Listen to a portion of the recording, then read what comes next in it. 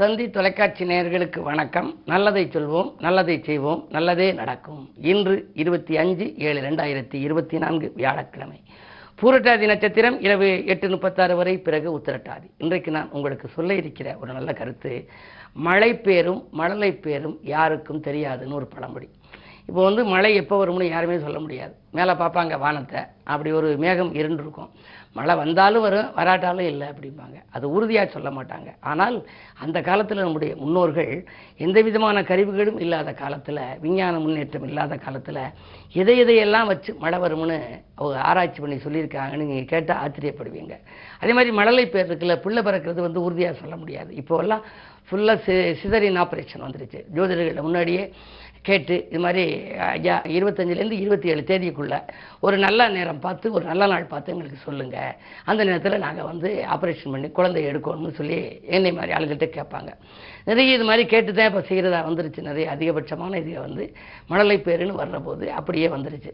அந்த காலத்துலலாம் இயற்கையிலேயே குழந்தை பிறந்த போதெல்லாம் அதனுடைய ஜாதகத்தை இறைவன் நிர்ணயித்ததா நம்ம கருதலாம். இப்போ நாமளும் நிர்ணயிக்கிறோம். ஆகையினாலே அது இருக்கட்டும். ஆனால் இப்போ நான் சொல்கிறது என்னென்னா, மழை பேரை பற்றி சொல்ல போகிறேன். மழை வர்றதை பற்றி எப்படி சொன்னாங்கன்னா, தும்பி பறந்தால் தூரத்தில் மழை. தும்பி அடிக்கடி பறந்துக்கிட்டு வச்சுங்க, தூரத்தில் மழை வருதுன்னு அர்த்தம். தொடர் தட்டான் தாழ பறந்தால் மழை. தட்டான் பறந்துக்கிட்டே இருக்குன்னு வச்சுங்க, கீழே நம்ம கால் வரைக்கும் கீழே தாழ பறந்துச்சுன்னா அன்றைக்கு கண்டிப்பாக மழை வருமா. மயில் தோகையை விரித்து ஆடினால் மழை. மறைந்திருந்து தவளை கத்தினால் மழை. தவளை அடிக்கடி கற்றுக்கினே இருக்குன்னு வச்சுங்க, அப்படி கத்திக்கினே இருந்துச்சு அப்படின்னா சுரக்கட்டையும்பாங்க. அது கத்துனுச்சுன்னா மழை வரும்னு அர்த்தம். அந்தியில் ஈசல் அதிகம் பறந்தால் மழை. ஈசல் புற்றீசல் மாதிரி பறந்துச்சு அப்படின்னா மழை. வடகிழக்கிலே மின்னல் வந்தால் மழை. மின்னல் வர திசையை பார்ப்பாங்க, வடக்கிளையா கிழக்கிளையா மேற்கிளையான்னு.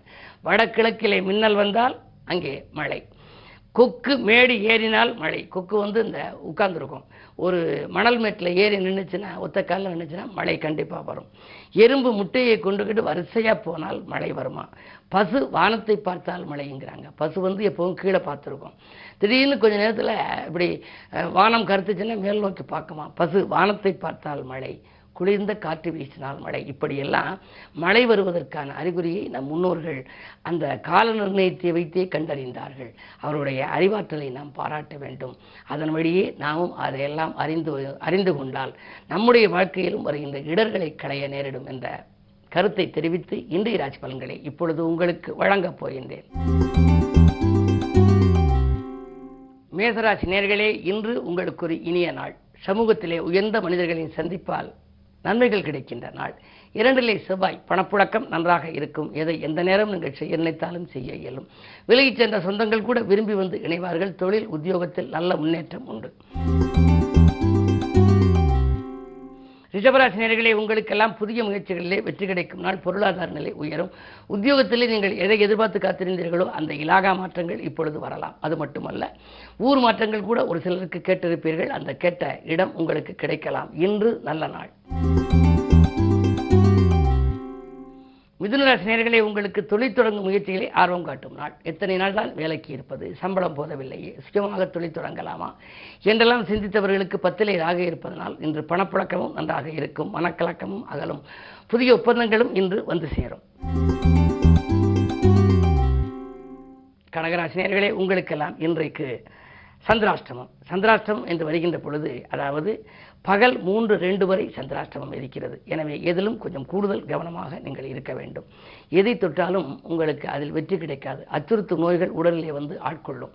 பெரிய மனிதர்களால் உங்களுக்கு சில பிரச்சனைகள் வரலாம். யாரையும் இன்று நீங்கள் பகைத்துக் கொள்ள வேண்டாம். உத்தியோகத்திலும் நீங்கள் நல்ல பெயர் எடுத்துக்கொள்ள வேண்டும். சக பணியாளர்களிடம் வளைந்து கொடுத்து செல்வது நல்லது. சிம்மராசி நேயர்களே, உங்களுக்கெல்லாம் பகல் 3:02க்கு மேல் சந்திராஷ்டமம். எனவே காலை நேரத்தில் கொஞ்சம் கலகலப்பாக இருக்கும். மதியத்திற்கு மேல் உங்களுக்கு மனக்கலக்கம் அதிகரிக்கும். எதையும் திட்டமிட்டு செய்ய இயலாது. ஆடம்பர சிந்தனைகளை கொஞ்சம் குறைத்துக் கொள்ளுங்கள். விலை உயர்ந்த பொருட்களை வாங்குவதன் மூலமாக உங்கள் விருப்பங்கள் நிறைவேறினாலும் அதன் விளைவாக சில பிரச்சனைகளை சந்திக்க நேரிடும். என்ன இருந்தாலும் இந்த அமைதியையும் நிதானத்தையும் கடைபிடிக்க வேண்டும். அருகில் இருப்பவர்களை அனுசரித்துக் கொள்ள வேண்டும். விரயங்கள் அதிகம் ஏற்படுகின்ற நாள் இந்த நாள் என்பதை நினைவில் கொள்ளுங்கள். கன்னிராசி நேயர்களே, தன்னம்பிக்கைக்கு தக்க பலன் கிடைக்கின்ற நாள். இந்த தடைகள் எல்லாம் முறியடித்து வெற்றி காண்பீர்கள். தாராள மனத்தால் உறவினர்களுக்கு உதவிக்கரம் நீட்டுவீர்கள். குரு உங்கள் ராசியை பார்ப்பதனாலே கல்யாணம், பிள்ளைப்பேறு போன்ற சுப காரியங்கள் இல்லத்தில் நடைபெறுவதற்கான அறிகுறிகள் தென்படுகின்றன. உங்களுக்கு இன்று இனிய நாள். துலாம் ராசி நேயர்களே, உங்களுக்கெல்லாம் செல்போன் வழி செய்தி சிந்திக்க வைக்கின்ற நாள். திடீரென தனலாபங்கள் வரலாம்.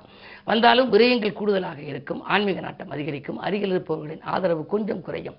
மாற்றுக் கருத்துகளின் எண்ணிக்கை உயராமல் பார்த்துக்கொள்வது உங்கள் புத்திசாலித்தனம்.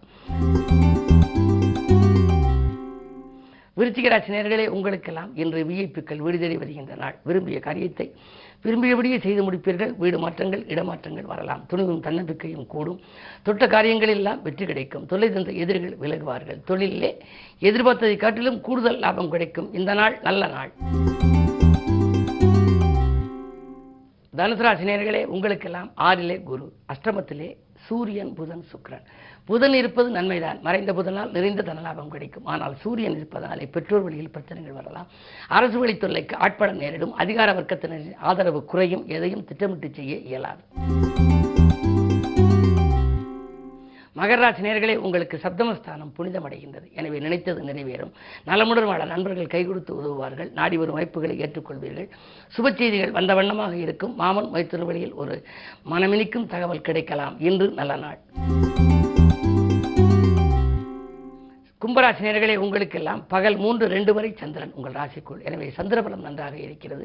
நீங்கள் சிந்தித்த காரியங்கள் எல்லாம் சிறப்பாக முடிவடையும். சாதனை நிகழ்த்தி சரித்திரத்தில் இடம்பெற வேண்டும் என்று நினைப்பீர்கள். உங்கள் எண்ணங்கள் ஈடேற நண்பர்கள் வழிவகுத்துக் கொடுப்பார்கள். தொழில் முன்னேற்றம் உண்டு.